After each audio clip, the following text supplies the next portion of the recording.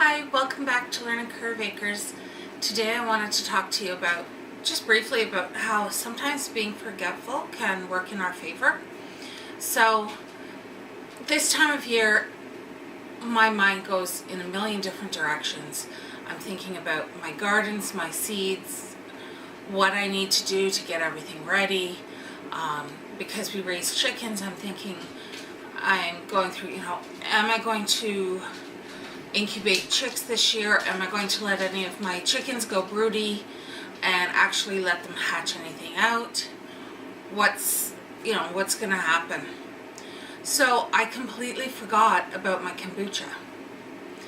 And that's not, it's not always the worst thing.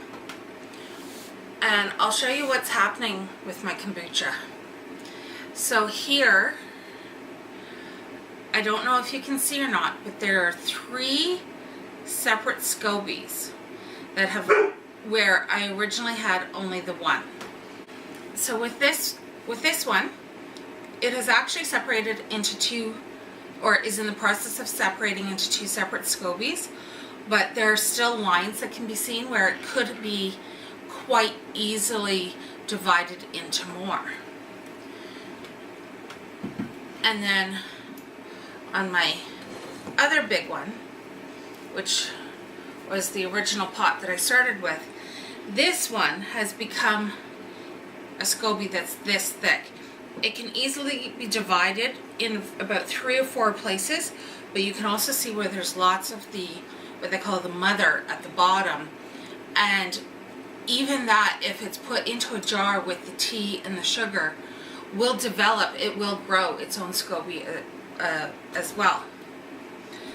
So what I'm going to be doing, first I'm just going to get my tea going while I'm here talking with you. I have 3, 7, I need 3 more. So what I'm going to do with all these SCOBYs is I'm going to feed them back to my chickens. My chickens love the SCOBYs. There we go, there's 10. The chickens love the SCOBYs. It's really good for them. It's very beneficial nutritionally for them. So I'm just pouring my boiled water over my 10 tea bags.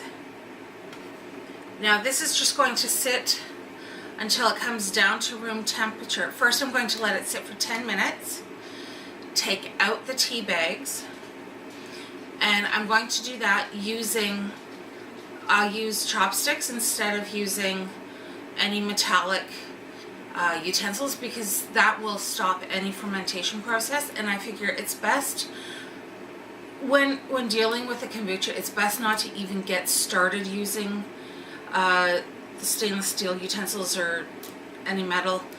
Just, if you're thinking that it needs to be a wooden utensil, it makes it so much easier. If you have pretty old glass stirrers or stir sticks, you could even use those to pull them out as well. You really don't want to use your hands, because bad bacteria from your hands, no matter how well we wash our hands, always can manage to get into it, and then you can contaminate your kombucha and SCOBY that way. Alrighty, so we're going to let this sit, and we'll come back when it's done.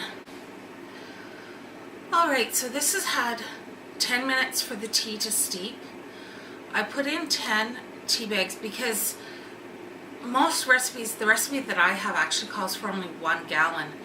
And I prefer, I don't know if this is 1 gallon or what it is, but I'm not good with those measurements. But I prefer to use a stronger tea and a little less sugar. Now I know you're going to look at this and go, that's a hell of a lot of sugar. You're supposed to use a full cup, dry measure of sugar. This is only 3/4 of a cup dry measure of sugar. And that to me still is plenty. Now I had covered this with a cloth, with a napkin, just because we don't want flies to get into it or anything else. So I'm now going to just give it just that little bit extra of a stir, and then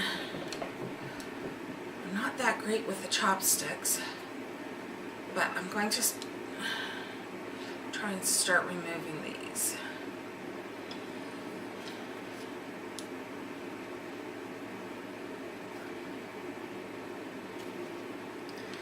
Of course, the new tea bags, I find, I don't know if, from Red Rose, I don't know if they're, I don't think they're actually the old paper or linen kind of cotton cloth kind of thing.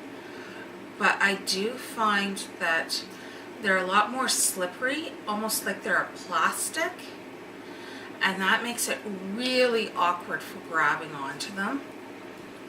Okay, I wasn't counting, but I think I still see more at the bottom. So I'm going to try and stir and try and get those up. There we go.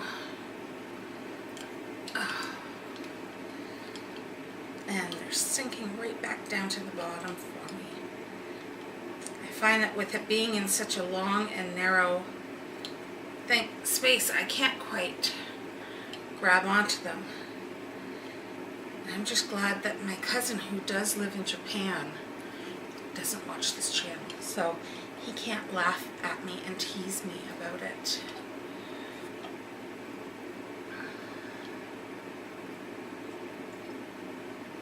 Alright, let's see if there's any more.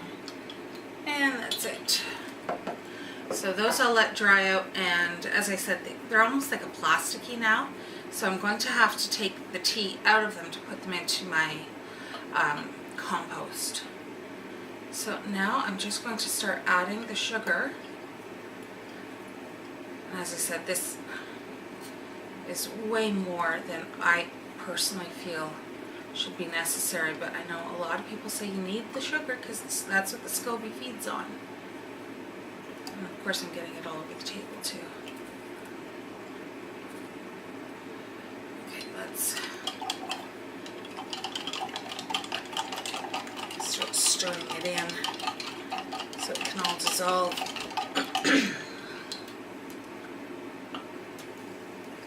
There.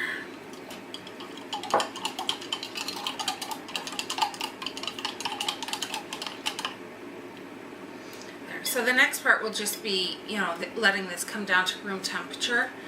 I usually end up putting it in the fridge at this point. So I'm just going to run and do that, and then we're going to start pulling apart these SCOBYs because I only need one for making my kombucha. Okay, so what I've done is pardon me, I looked at all the different SCOBYs, decided which one I wanted to use for my next batch, and I removed that using the chopsticks, put it into a glass bowl along with about 2 inches of the liquid. I poured off some of the liquid over top of it, just enough so that it's covered, and that's sitting in the fridge waiting for everything else to be ready. So now, in reality, I don't have to use, because these are all going to go to feed the chickens, I don't have to worry too much about these, the chopsticks, other than the fact that it does sometimes make it a little easier to get the SCOBY up. And this one you can see, it was already starting to come apart into yet another SCOBY. So I will just go through and take these all apart, and then I will take you outside with me as I feed these to the chickens. Oh, Hemi's barking at something again. Now, because there are so many of them, oh, this does feel kind of gross and slimy. If you loved science as a kid, this is lots of fun, but if you're squeamish, it's not the best thing. Now, because there is quite a bit, I think I might just save this one here for another day. But this, I think, is going to just get dumped. And same with this one, which is a shame. It would have been great, but now it's just too far gone. It's way too vinegary, and it's not something I would want to use for cooking with. Because it's not pleasant tasting. Alright, now let's go give the chickens a treat. Alright, so we're walking out back to the coop. You can see I have some new girls here waiting in the door for me. They have no idea what the treat is. But in order to make sure everyone comes for their treat, we're going to call. Chick, chick, chick, chick, chickies! Come on! And they all come running out of the coop. Alright. So now, sorry, I don't know how much of this you're seeing, but hey guys, come on. The guineas really like it, I know that much. And I'm sorry, I've just got the camera hanging around my neck, so I'm not even sure how much you're gonna see or hear. Oops, that wasn't good. I accidentally hit the one girl in the head.